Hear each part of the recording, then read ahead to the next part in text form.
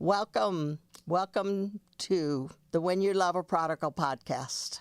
If you love a prodigal, you can discover help and hope for your wilderness journey right here at When You Love a Prodigal, and also help and hope for your own life journey. And today, we have a very special guest who I think is going to give you a lot of help and hope. Christina Dent has an unusual ministry.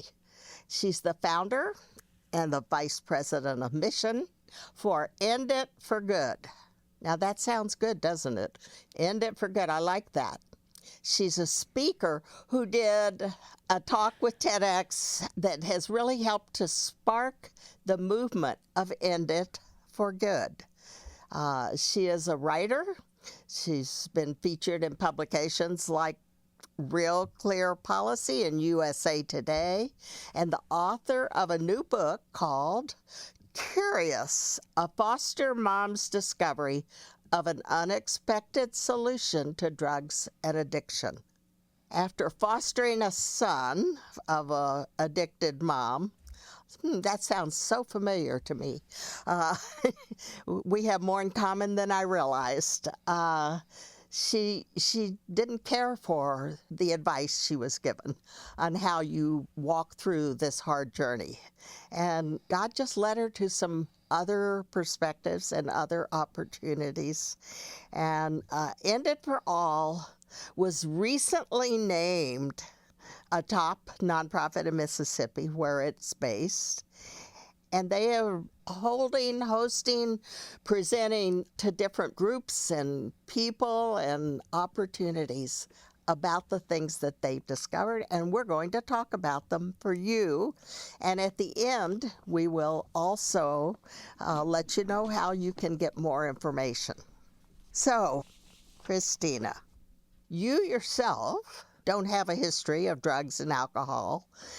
So how did you get interested enough in this topic, in this issue, that you started a nonprofit and wrote a book?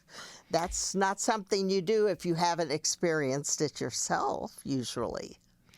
Yeah. So thanks so much for having me on the podcast. I was so pleased to get to connect with you. And, I told you my son is going on a mission trip with Crew this summer in just a couple of weeks. And so I'm just so thankful for the ministry and your ministry with the podcast and with many other parents who are walking through really challenging times with their kids. I always feel a little bit of imposter syndrome because I haven't dealt with addiction personally. I have kind of recent teenage children. So I have not walked through that with a child or a loved one. And yet I think all of us are impacted in different ways, and we all find different entry points to how this issue impacts us, because almost every family in America today is impacted in some way by substance use, and particularly substance addiction. So I grew up in Mississippi, born and raised here my whole life. I've never lived outside of Mississippi still. I'm in my early 40s now, and I grew up in a wonderful Christian family, wonderful church community. We were at church all the time, twice on Sundays, on Wednesdays. I babysat for the Thursday ladies' Bible study. We were back there on Saturdays playing basketball in the gym with our friends while my parents oversaw and served as chaperones. So the church was, my life revolved around our church community, and that was a really positive experience for me. Yes. And so that was a great thing for me. I was not exposed to substance use in high school or college. I went to a Christian liberal arts university. I have a degree in Bible. It just was not part of my world. I just didn't have any interest. And so I kind of grew up with what I think a lot of people in my generation grew up with, which was in the 80s and 90s. It was all about tough. There's a Tough way love. to live, and if you just act right and behave, things are going to go well for you. And people who use drugs are people who don't have a moral compass. They are character They're lacking in character. And I just kind of absorbed that from the culture around me and didn't question that. I was also very good at following all of the rules of kind of the evangelical Christian ecosystem. And so I felt especially good about myself. I was good. This was, come on, people. Just, it's obvious how you succeed in this world. If you just do that, then things will go well for you. And how easy it is then to look down on, or at least. Absolutely, yes. Yeah, I understand. Yeah. So I felt like I was doing the right things and things were going well for me. And if everybody else could just get their act together, things would go well for them as well. And so it really it wasn't until I was in my early 30s and my husband and I became foster parents that. Now, how did that happen? Yeah. So I got married when I was 21. And my husband and I, the first year we were married, we just had this random conversation of, hey, I think we'd like to adopt one day. That was the extent of the conversation. One of us said it. The other one said, yeah, that sounds good to me. I'd like to as well. We didn't talk any more about it. We had 2 children by birth over the next couple of years. And then we started talking about it again. By that point, I had talked with enough adoptive parents to know that, it's important kind of what you go into this with. You don't bring a child into your home as a blank slate. It doesn't matter if you have all the love in the world. Even if they come to you at birth, you are coming with a child who was born into a different family and a different genetic DNA and different how they experience that adoption is going to be different for every child. And so we wanted to be really aware and not just sort of pick a country, with no connection to the culture and understanding kind of, how can we bring that culture into our home to connect them to who they were, where they were born. So we decided to foster really as sort of a holding pattern while we kind of figured this adoption thing out. We thought, well, we'll just foster and see what happens. So you researched and so I did. I love a good research, which will not surprise you as we get talking more. My mom, I was homeschooled kindergarten through high school, and so my mom was kind of this, you want to learn something, you dive in, you go get all the books from the library, and you really learn. She was a very curious person. And so I inherited that from her and wanted to do the due diligence of learning about this. And so we decided to foster. And through one of the foster conferences that we went to is where I started to learn about childhood trauma, about adverse childhood experiences, how that impacts children from the womb, not just from cognitive memories, from the womb. Yes. And I had no idea. I mean, my mind was blown. I was 30 by this time. I had no idea. I had, this concept that we should respect where a child has come from, but no idea that actually all of those experiences from conception onward deeply impact a child in so many different ways throughout the course of their life. So that conference really helped me to see, whoa, this is a really much bigger and deeper thing than I thought it was. And you really had then no one. You don't have any right to have an expectation almost, because everyone is going to be different, and what they bring in, even from birth, but especially then as they're older, it's an unknown and unpredictable. Yeah, Judy, it always surprises people to hear that when they hear me talk about, so our youngest son now is adopted. He's not the child who started the kind of the whole story I'll talk about of meeting the birth mother of one of our foster sons, but a different foster son ended up becoming our youngest son. And to talk about people with, that he really misses his birth family, feels that loss deeply, even though he's been with us since he was an infant. And people are shocked. They think, well, but you're all he's ever known. But that we know the human body and mind, that's not all that his body and mind have known. As they say, the body keeps score. Yes, yes. And that sense of place and belonging and questions and desire and wishing that things could have been different. He feels that deeply. I feel that deeply for him. It really impacts everybody differently, but it deeply impacts people. And so that was the beginning for me of starting to realize I didn't quite know everything about children. I still thought I knew everything about addiction. And that changed when I met Joanne, who is the mother of our second foster son. What's her name? Joanne. And she had struggled with addiction her whole life since she was an early teen. So by the time I met her, that was about 20 years of using. And she could not stop that drug use during her pregnancy.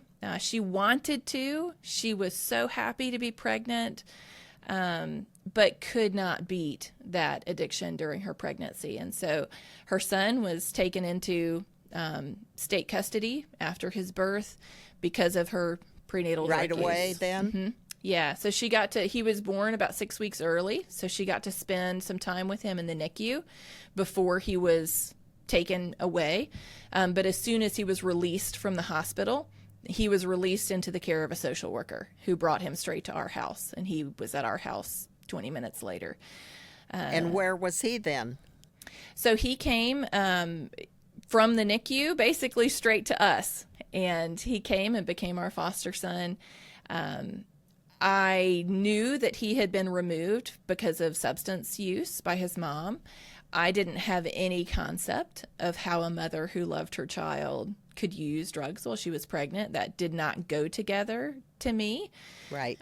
So, of course, I put that into my understanding, which is, well, then she must not really love her son, or she wouldn't have done this.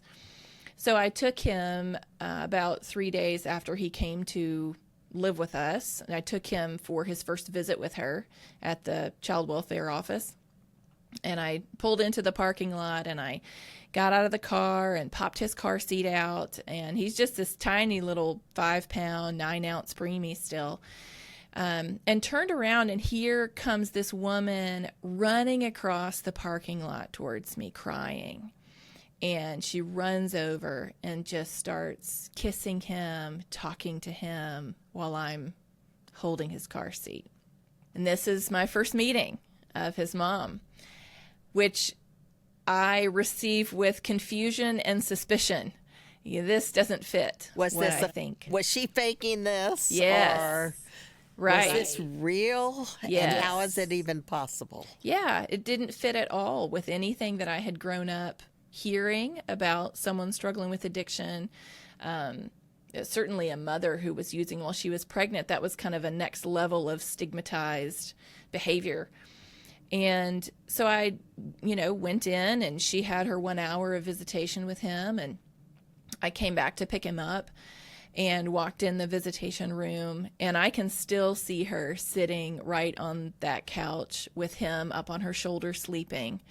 And she was just sitting there, not on her phone, she was just sitting there with her eyes closed, just drinking in this 1 hour that she got to spend with him. Were you able then to continue where she got to have time with him some, even if you or the social worker were there? So she had that one visit, and then she went to inpatient drug treatment about 2.5 hours away.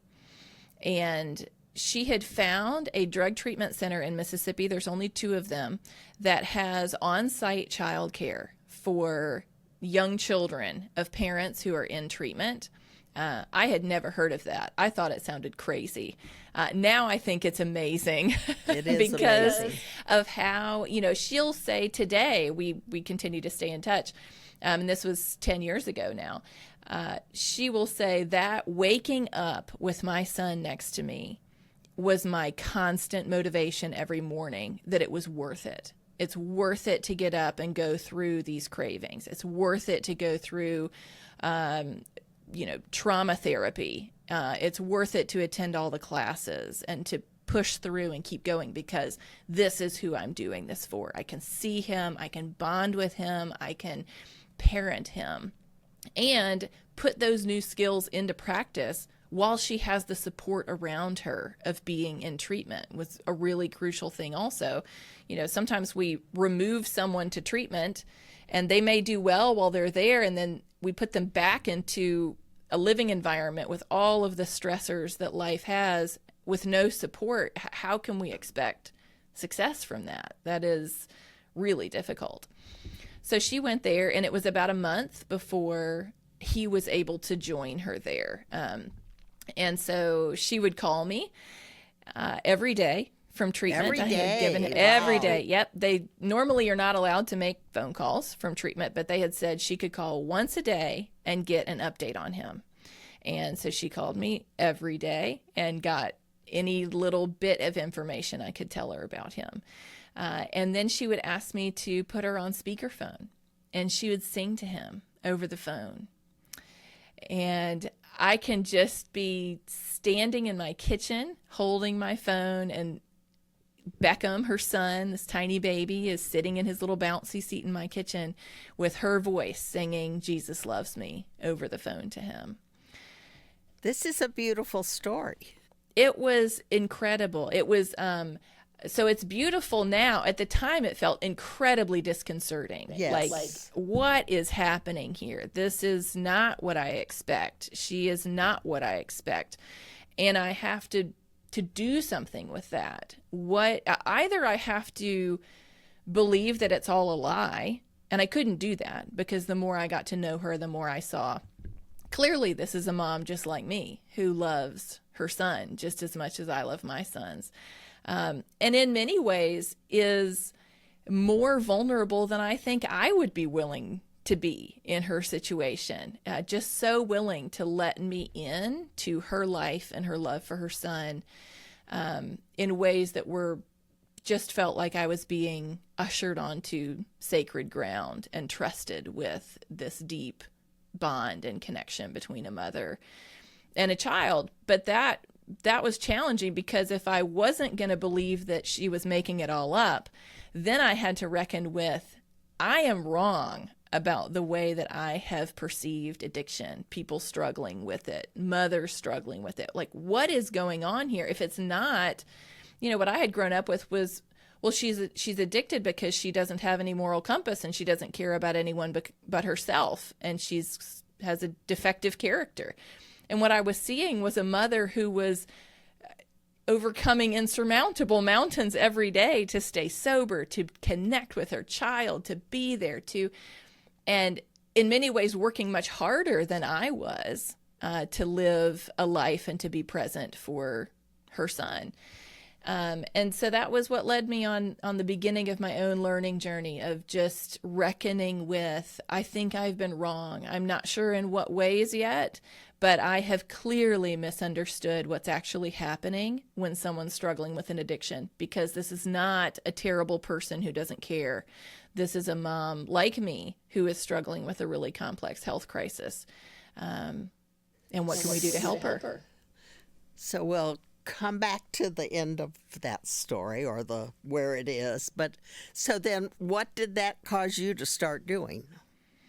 I channeled my inner mother of mine and started reading books and talking to people and trying to figure out, what is it that we have misunderstood? Because I knew, in foster care, about half the kids in foster care across the U.S. and in Mississippi, where I'm from, are there for some sort of drug-related reason. So the more I started pondering this, the more I thought, if we have misunderstood something about this issue and we're applying the wrong solutions because of it, then if we could change some of that to more effective responses, we could significantly impact lots more children in foster care than just one. It could have a ripple effect to thousands and thousands of families because so many children in foster care are there because of some drug-related reason. So that started my learning journey. Yeah. Yeah. And that was a big, it felt like kind of a strapping in for a rocket ride into space as I learned. I felt like everything I was learning was taking bricks out of this framework that I had grown up believing. And it did not feel like a great adventure. It didn't feel like a wonderful learning journey. It felt incredibly uncomfortable, deeply convicting, and very disorienting. The process from kind of thinking we've been wrong about something to actually kind of developing a new framework, that in-between space is really uncomfortable. And I definitely experienced that.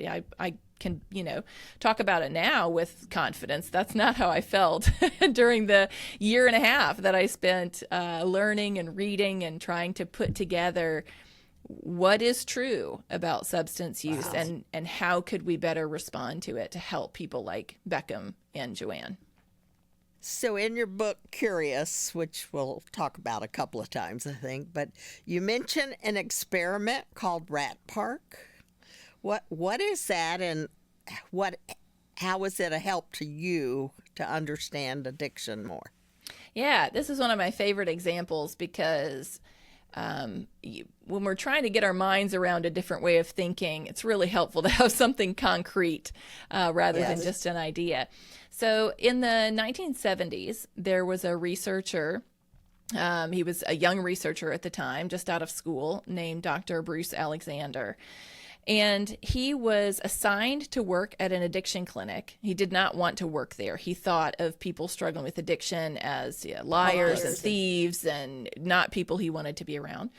But he was assigned there as part of his kind of work in schooling. And he was also teaching as a graduate student at a university. And so he was hearing from graduate students and he was hearing from people who were lived experience right now struggling with addiction. And what he was hearing were very different stories about why people use drugs. The people he was talking to at the clinic, he said, I listened to their stories and I would think, man, if I had lived their story, I would be using too. Because, wow, they have been through incredibly difficult things in their life that are really hard to hold without some way to numb the pain from those experiences. But his students kept saying, no, what they're telling you is not true. They're lying. It's not their experiences that are the driver of those addictions. It's the drugs themselves. And they based that on a experiment that I remember actually seeing video footage of when I was growing up, which is you put a rat in this little cage by itself and you give it two options. It can drink plain water or it can drink drug-laced water. And they observed the rat. It almost always chose the drug-laced water. Sometimes it would drink so much of it that it would overdose and die. And the student said, look, Dr. Alexander, this has already been proven. You just give rats an opportunity to take drugs and it's uncontrollable. And he looked at that and he thought, well, we know that rats, like people, are incredibly social. I wonder what would happen if we put a rat in an environment where it was more comfortable. It's not comfortable in a cage with nothing to do, being isolated. That's like solitary confinement for humans. We know that is produces some pretty serious health and mental health challenges for people in isolation. So he and some of his colleagues built what they called Rat Park on the bottom floor of their down in the basement of one of their research buildings. And they put sawdust on the floor. They put lots of rats in this large enclosure. They gave them toys to play with. There's good food to eat. Everything that would be like a rat park. And they put the rats in there, again, with the plain water and with the drug-laced water. And in that environment, the rats almost never chose the drug-laced water. And if they chose it, they never used it compulsively. They never used it in excess. And they published the findings of this and were met with incredible backlash. It challenged everything that everyone at the time and still largely today believes about drugs, which is that the drug is the powerful actor here. And if anyone takes the drug, that's what leads to addiction. And Dr. Alexander has then spent 50 years of career, and he's retired now, exploring that question. If the drugs are not the primary driver, then the context of a person's life is that the thing that actually is much more likely to be the reason why people would use substances to begin with, but would use them compulsively, even when they're experiencing a lot of harm from that. And that was kind of the thesis that he worked from.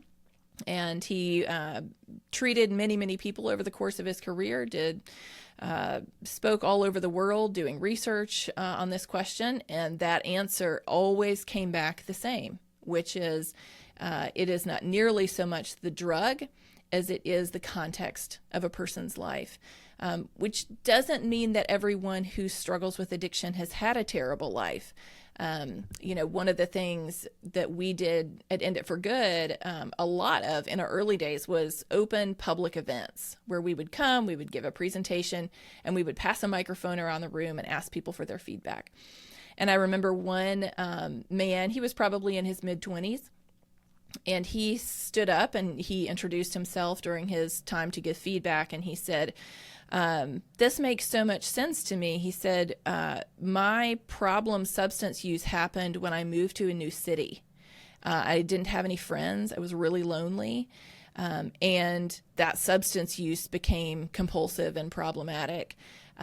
So even something like that, it doesn't have to be that you have, had a really traumatic childhood or were abused all the time. Right. There are many human experiences that happen to us where we feel there's vulnerabilities there for filling those gaps in our life with substances that can take the edge off of uncomfortable feelings and experiences.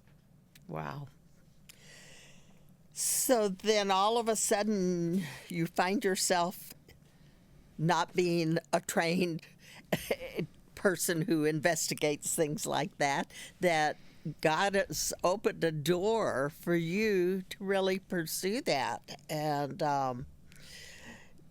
how did you keep going, and how were you accepted as you started to reach out more and look for some different views? Yeah, so I would say the biggest way that my mindset shifted was in thinking of drug use and addiction as primarily a moral issue to thinking of it as a health issue. A change that came along with that was going from supporting a criminal justice primary approach to substance use to a public health centered approach to substance use. So kind of this substance use as a criminal justice and moral problem to substance use as a complex health crisis that needs complex tools to help people heal instead of punishment to make them act better. So that was kind of the shift that I found happening. And part of what happened with that shift was a shift away from being more committed to sort of an ideological stance on it, to becoming more interested in what actually works, like pragmatically, how do we actually keep more people alive? How do we help them be healthier? How do we help more families not have such a destructive experience of addiction with their loved one? Instead of just saying, well, they shouldn't have done it. Well, it's their own fault. Well, I mean, I think that's, well, sure, they shouldn't have done it. Clearly, it did not turn out well. But that doesn't let us off the hook to just go willy-nilly with our, whether it's policy or cultural responses, just to say, well, we don't have any responsibility. all of us have responsibility for the way that we respond in our world, for the policies we support, for the ways that we treat other people. Those are things we're responsible for. And so I really wanted to invite other people into this conversation. I felt like I changed my mind when I learned new information. I did not change my values. I learned new information that helped me see a better way to live out my values, a way that I feel like is more consistent with how I see the world as a Christian who sees every person as made in God's image, who wants people to be thriving in their families and parents able to raise their children and children engaged with their families. And so I started hosting discussion events, and those were very popular. People were really interested in finding better solutions. They had seen how poorly the current solutions work. How did you get platform to say these things? So I had done a lot of lay ministry leadership over the first 10 years of my adulthood. And through that, I had learned there's just a lot of power in grinding it out, of like just kind of guerrilla marketing. You just email a bunch of people and say, hey, I'm doing this thing. So I basically found everyone who had ever commented on a Facebook post of mine that was on this issue and like sent them a direct message and said, hey, we're hosting this, we're going to gather at this restaurant in this side room and talk about this. Do you want to come? So there were 12 people that came to that first event. Then I did another one. Now I say event, it really, like, there was nobody paid anything. I didn't pay anything. We all just got our own meal at a restaurant and sat in a side room and talked.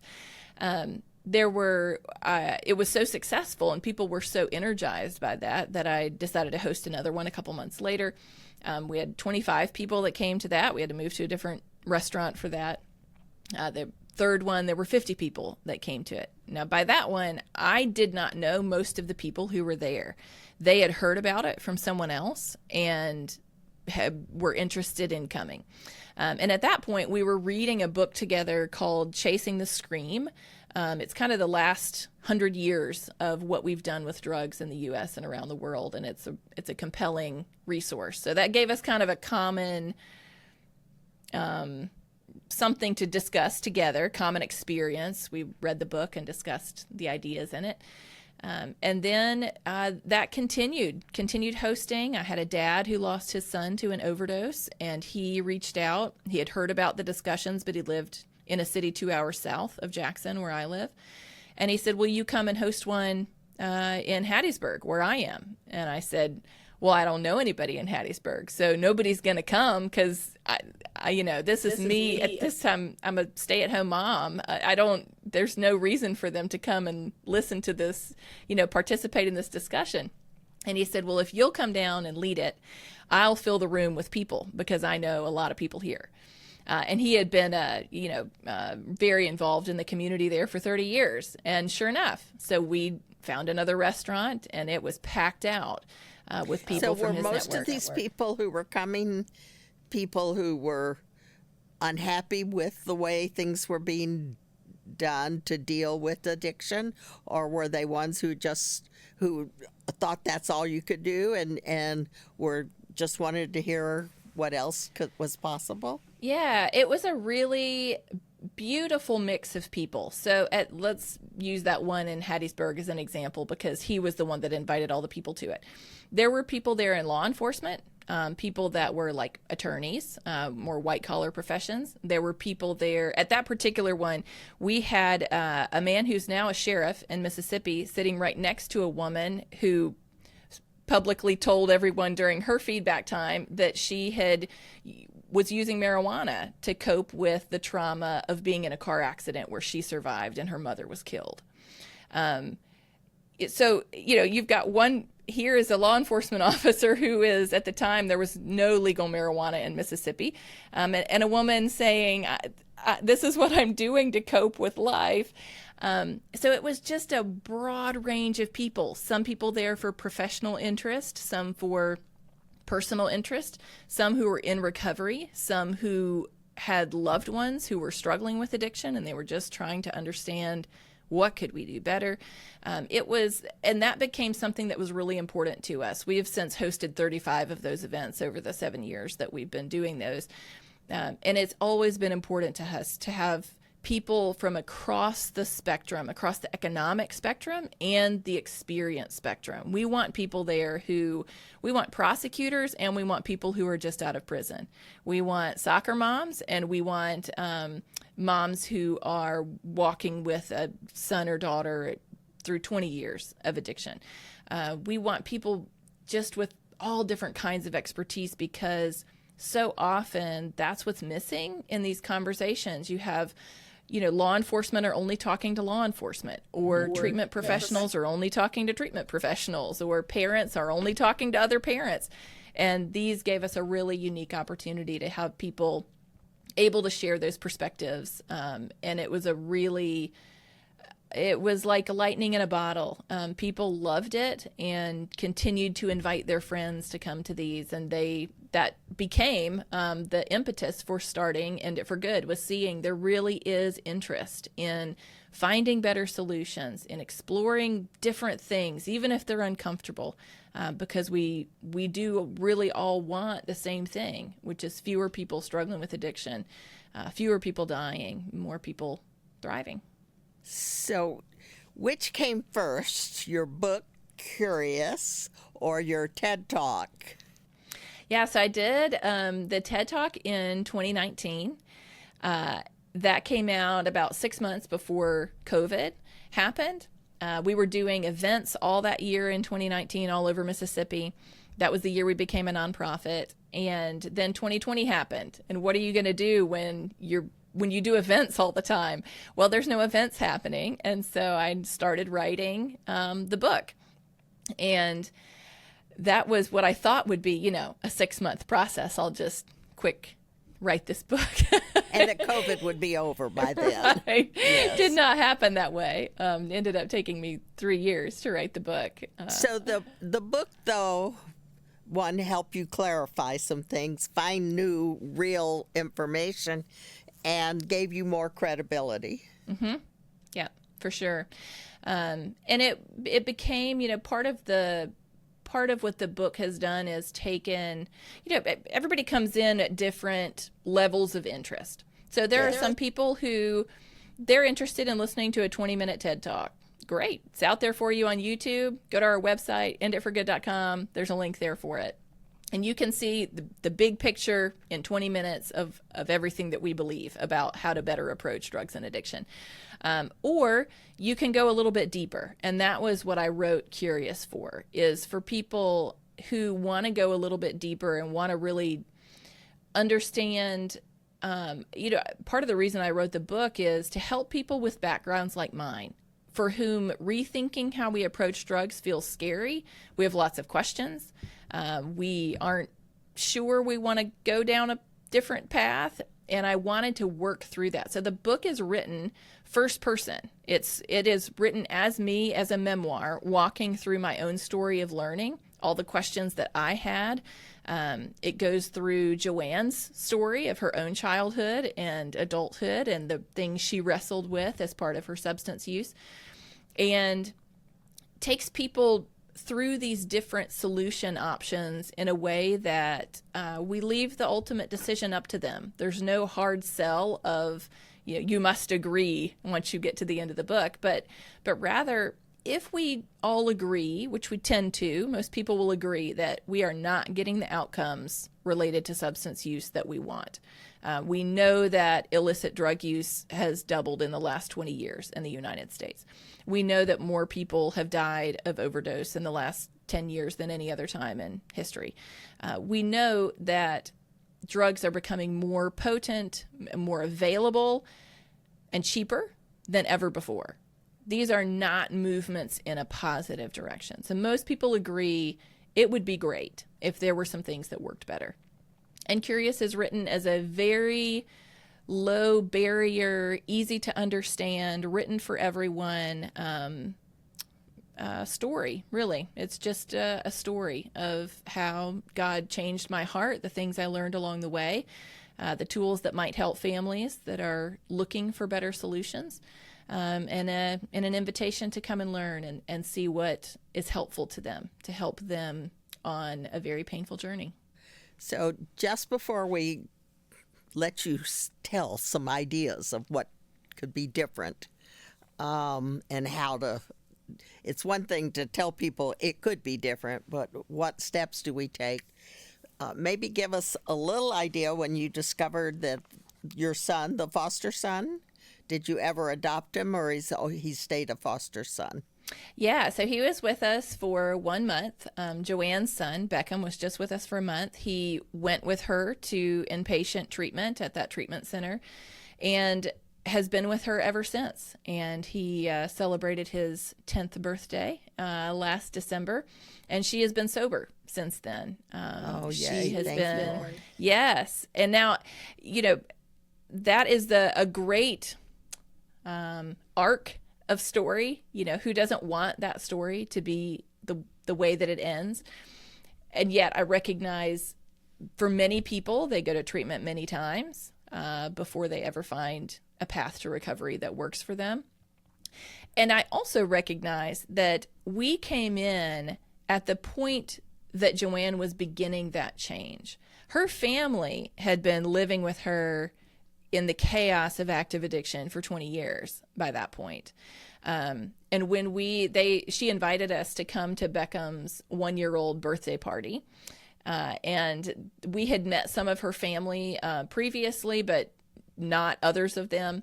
So we all met at this restaurant, and we sat down across from one of her family members. And she looked at us and she said, "I cannot believe that we're here.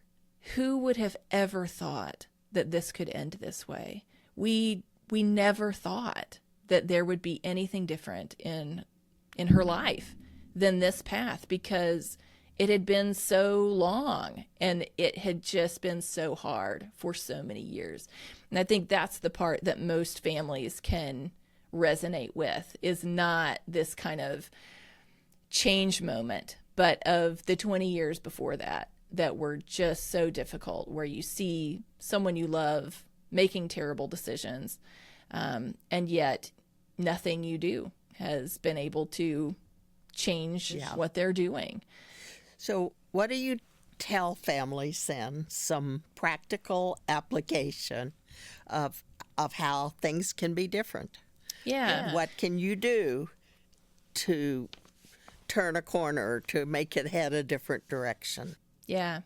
So I think every family knows that no matter how much we wish that we could force our loved ones to make a different decision, you simply cannot. It does not matter what you do. There is no way to force someone to do what you want them to do. Even if you force them into jail, let's say, and they are forced to detox, as soon as they come out of jail, or as soon as they get out of solitary confinement, or however they're forcibly detoxing them, they can go right back to using again. And often do. And often do, yes.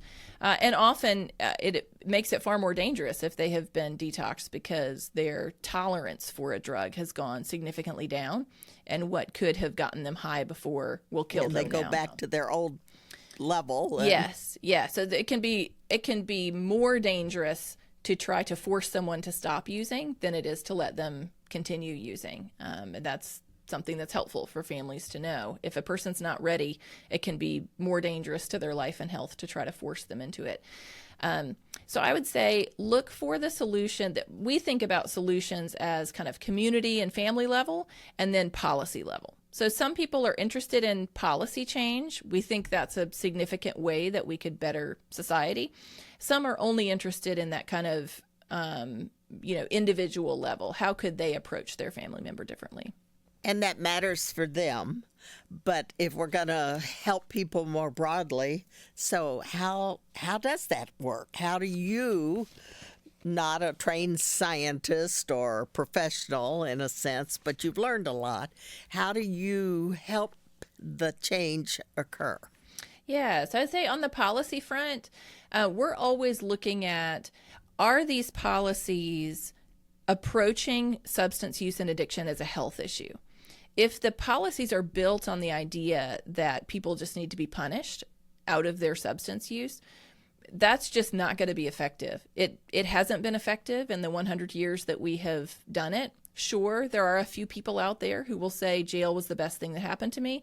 Just keeps going. Yes, but for most people, law enforcement included, they will tell you one of the most frustrating things about their job is that they arrest the same people over and over again, and it doesn't do anything to actually change their substance use. So there are a few success stories, but we have to look at what happened to all the other people, because we're arresting tens of thousands of people every year just for possession of a substance, not because they're, assaulting someone, not because they're selling it, just because they are in possession of it. And does that actually help them? We would say no, it doesn't. It's handling a health issue with a criminal justice tool. That's not going to produce good results. So that's what one do you way. mean by a health issue? Yeah, so we think of that as we need the tools, a similar set of tools that we use for other health issues like tobacco use and alcohol use. We don't criminalize people for consuming those substances, but we do educate them honestly about what harm can come. We do hold them accountable, particularly with alcohol use, for the ways that it can harm the people around them. So if you're drinking and driving, for instance, you can't do that legally. Now you're putting other people in harm's way. But if you are just making the choice to drink alcohol, we're not going to arrest you for that. We recognize that's not going to help. Even if you struggle with an alcohol addiction, an arrest is really not going to be the thing that helps you overcome that in general. It certainly could be that if you're drinking and driving, we need to keep the community safe. So there's an appropriate role for the criminal justice system. But is like drinking and driving, is that mostly handled by the law as opposed to a health issue and helping them get help? So I think this is one of the areas where the innovation of drug courts, which are largely utilized in every state now. So what happens is if a person is arrested for committing some crime, but the core issue is that they're struggling with an addiction. So maybe they were drinking and driving, and the core issue is they have an alcohol use disorder. They can be diverted into this drug court where they're still held accountable in the criminal justice system. But as long as they go to treatment and abide by the rules of the court, the goal is to address that underlying issue of addiction. Rather than just punishing them, putting them back out on the street again, and we've done nothing to address the underlying issue. So I think drug courts are a way that can be helpful when someone's substance use is now creating problems in the community where they need to be held accountable. A similar thing would be for, oftentimes if people are struggling with an addiction, they cannot fund that addiction. They have a hard time keeping a job often, and so they don't have the money to fund the addiction, so they end up stealing to fund their addiction. So it could be that they get arrested on a theft charge. That's an appropriate role of the criminal justice system. You have taken something from someone else that's appropriate to be arrested for, but they can be diverted to a drug court when the court recognizes, well, sure, we could just stick them in jail for 6 months, but that's not going to solve the reason they were stealing something. And if we just put them back out on the street in 6 months in the same way that they are now, they're probably going to be stealing something else in 6 months because the addiction is still there. So we want to, even within the court system, to look at how do we address that core issue, which is a health issue. It is a health crisis of somebody is taking substances that they feel they must continue to take, even in spite of negative consequences in their life. So we would love to see the criminal justice system not arrest people for drug possession, although we do want them to continue to hold people accountable for ways they harm the community. That could be a policy change. That could be helpful. It would protect people from unnecessary criminal justice involvement and criminal records and all kinds of things that create problems for people who are trying to live in recovery. It's hard to get a job if you have a criminal record. So what would you say to a family that's got a person, or maybe more than one, who have an addiction issue that It hasn't gone into the criminal justice system, but they are desperate to make a difference here and bring change. What would you say? What are approaches? Yeah. So a couple bullet points, and I want to tell you a story about it. Okay. So a couple bullet points. There's a program called CRAFT. It is an approach for families with addicted loved ones to use. CRAFT stands for Community Reinforcement and Family Training. It's been studied for 25 years as more effective at helping families to be healthy, to set appropriate boundaries, but to stay connected to their loved one, which in turn has increased their loved one's likelihood to get help. So when families think about what is the best way I can help my loved one, CRAFT is the tool that we want to send them to learn how to do that.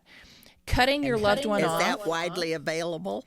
It's available in different forms in different places. So there is a online version that's been developed by a organization in the Northeast, and that is called Invitation to Change. That's available anywhere. You can participate in Invitation to Change virtually. So I'd encourage people, you can look for craft-related tools in your own community or look up Invitation to Change.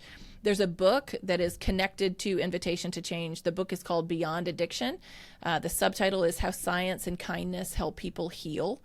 Would highly recommend for people to read that. It is helps people to get their minds around this shift. It's a big shift to go from what most of us grew up with, which is, look, you got to cut people off. You just have to let them hit rock bottom. You've got to disconnect from people who are making bad choices so that they feel the weight of those choices. Instead of that, we actually have evidence and research that when we use effective communication tools, we can actually stay connected to our loved one, and it increases the likelihood that they're going to get help. It is more effective than cutting them off. And what family doesn't want the most effective tools possible to help their loved one? And what family doesn't want to know, if they lose their loved one, that they were connected, their loved one knew that they were loved and cared for, and these tools give them a way to do that, to maintain and strengthen that bond, while also increasing the likelihood that they make positive steps in their health and life. So really want to encourage people on those fronts. It is, I often hear either from parents who are still committed to the kind of black and white thinking about it. Either they're going to be totally abstinent, or I'm not going to have anything to do with them. Or I hear from devastated parents whose children have passed away, who say, why didn't somebody tell me there was a different way to approach this? Because what I wouldn't give to be able to have a good relationship, and that even if I still lost my child, I know that they knew they were loved and connected with, and we did everything we could to maintain that bond with them. So really encourage people on that. I just got an email from a woman just a couple of days ago. I had written I write our newsletter for End It for Good, and this particular one was on natural recovery. This is not something that we have typically heard about. Most of us hear people need to go to treatment or they're never going to get better.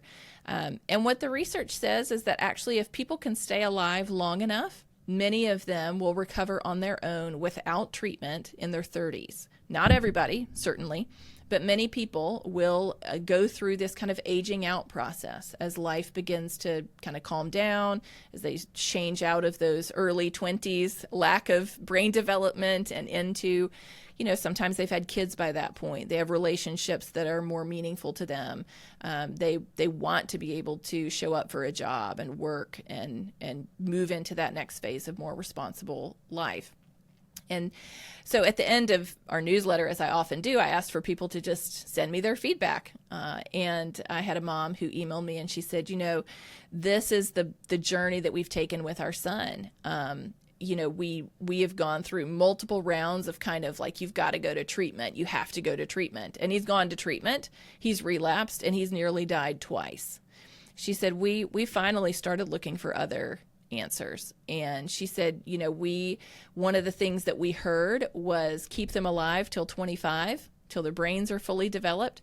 And she said that's what we really hung on to. We started thinking about how can we reduce some of that pressure to get it all figured out right now, and how could we focus on what is he open to being healthier. So their son is not 25 yet. I think he's 23 currently.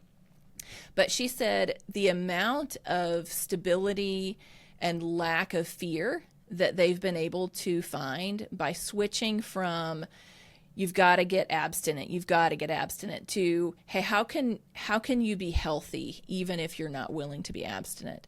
And so their son has gone from incredibly risky drug use of illicit substances to now using marijuana that he buys legally. And some people would say, well, that's no good. How is that a win? Well, if you're a mom who has revived your child from a near-death experience in which he spent months in the hospital recovering and learning how to do everything again because he nearly died, to now your son is stable and able to kind of maintain a pretty normal life, not using contaminated substances on the street, which are far more likely to lead to death. Yes. Wow, that's a huge win. His health is significantly improved. His risk of death is significantly decreased. Their family stability is significantly increased. Now, their hope for him, based on her back and forth emails with me, is that one day he isn't going to want to use that marijuana anymore. But they are happy and supportive with him making healthier choices, and they're encouraging him in that. One of my friends who lost his son to an overdose just after his son graduated high school, he said, I would approach every time my son relapsed. His son had first gone to treatment, I think, when he was about 17. He said, every time he would maintain sobriety for, a month or two or three, and then he'd relapse. He said, my whole thinking of communication was just, why did you do that? How could you give up on your sobriety? He said, now what I wouldn't give to reframe that with my son and say, look, Zach, you made it 2 or 3 months without using. Like, that's really awesome. And we're celebrating that hard work because we know every day that you don't use is a struggle. And that's incredible that you made it 60 days without using. That's just a totally different way of framing. Are we encouraging people for the small steps they're able to take? Or are we continuing to tell them it's never enough until they can be perfect? Just like an athlete who starts slow and with small steps and trains and gets better and can do more and more and then get to where they can really do it. And it just makes all the sense in the world.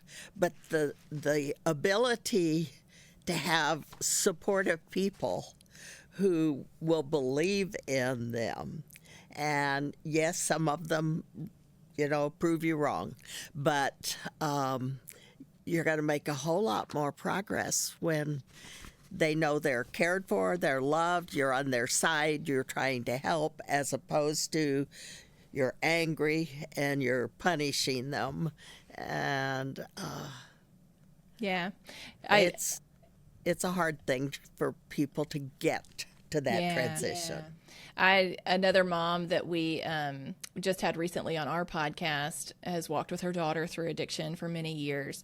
And she said that what really changed for them is when she shifted her approach to that her and her daughter were in a war to her and her daughter were on the same side in a war against the addiction. It wasn't them fighting each other. It was how can you feel that I am on your team as we work together to bring health where there is not health right now and healing where there's not healing right now. And that dramatically changed their relationship. And it also significantly changed her daughter's success in her approach. They went from kind of this abstinence-only approach to looking into medications that are now available for addiction treatment and are shown to be more effective at long-term recovery and at reducing the risk of death. And I think for most families today,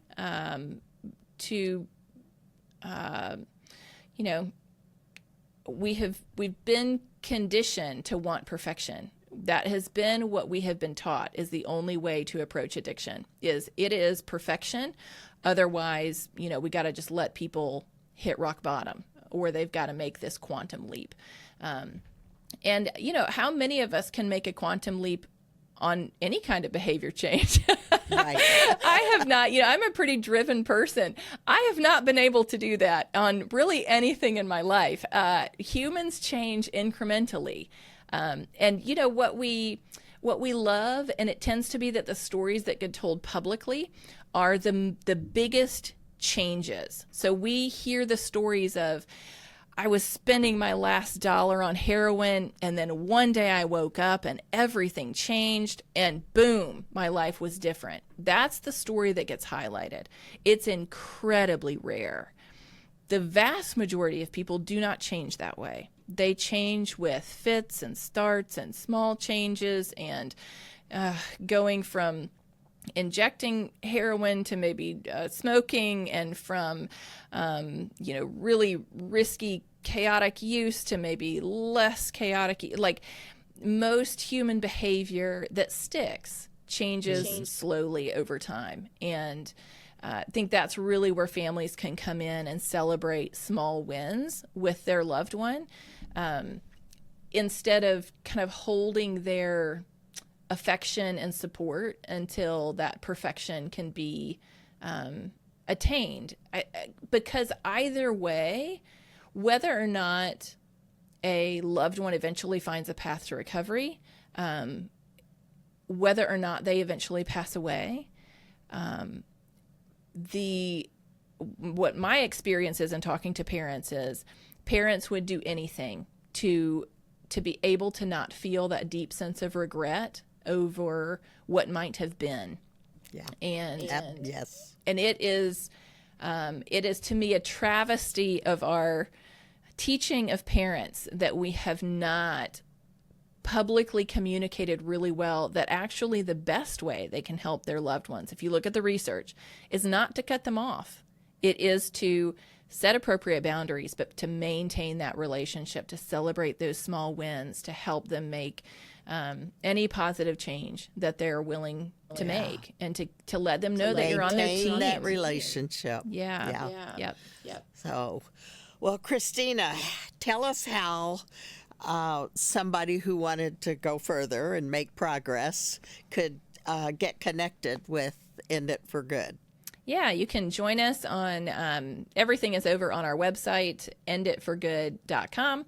And if you're wondering where that name comes from, it comes from ending a criminal justice approach to drugs, but doing that for good, because we believe that shifting to that health-centered approach is going to be good, not just for people struggling with addiction, but for all of the rest of us, because it's going to better approach a significant public health issue with more effective solutions that are going to benefit everyone in the community, whether we're using drugs or not. So enditforgood.com. We're on social media. You can come join our newsletter for conversations like I was talking about related to, sometimes I'm talking about policy, sometimes I'm talking about sharing family stories, but those newsletters come out every 2 weeks, and they always have some kind of commentary on something that people find interesting, something they might not know, a tool they might never have heard of. That would be, different pathways to recovery they may never have heard of before. There's a new technology in Kentucky called the NET device that's really fascinating. There's new innovations in treatment in Colorado that are not available anywhere else yet. We love to highlight those because people want hope, and there are more solutions coming that we just have not implemented nationwide yet, and we want to highlight those. So come join us at enditforgood.com. Come find us on social media. We'd love to connect with you. You can find my book on Amazon. It's called Curious, and has been, I've heard from many families that it has given them hope and been a very healing experience for them reading it. Well, speaking of your book, we're going to have 2 of them to give away to listeners. And for the listeners, you need to go to the show notes to get instructions of how to sign up to be in the drawing for the books. And we will also include some information about your ministry, your business, your effort to make a difference here and really help. And those will be available. But I'm so excited to pass this on to our listeners who, in many cases, feel hopeless still for their loved ones. Often their children, sometimes grown children, sometimes their spouses. It's pretty pervasive out there. Yeah. And so I just think this is going to be a help, a great help to a lot of people. And so we will make sure it gets around, and we will make sure your audiences can also have it. But thank you, Christina. Thanks for your taking a challenging, heartbreaking kind of thing that you discovered and did the research and pursued it and looked for the options and can give people a real new, better approach that cares for the person and not just blames the person. So thank you. Thank you so much. Thank you, God Judy. bless. It's been a joy to be with you. My pleasure for sure.